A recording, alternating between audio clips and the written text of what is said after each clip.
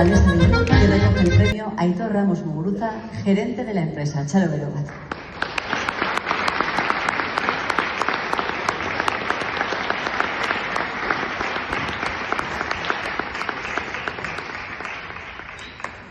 Argazkia, mesedez. Eskerrik asko.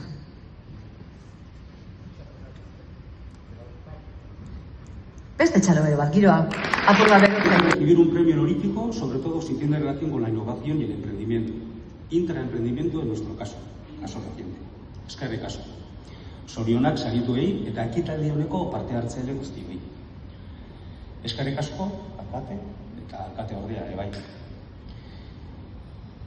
Eskerrik asko antolatzaileei, baita ere, noski.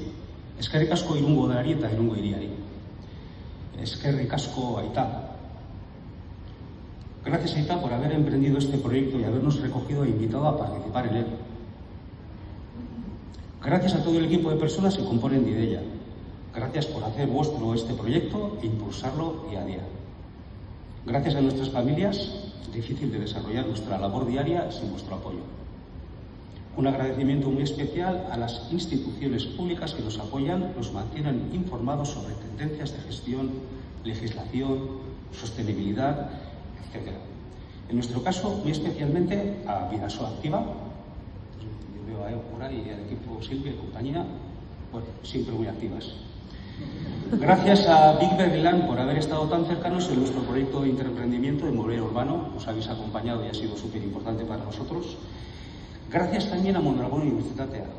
Tener un caldero de conocimiento como el que representa la universidad aquí en la comarca de Bidasoa es fundamental para nosotros. Nos habéis acompañado desde el principio y gracias.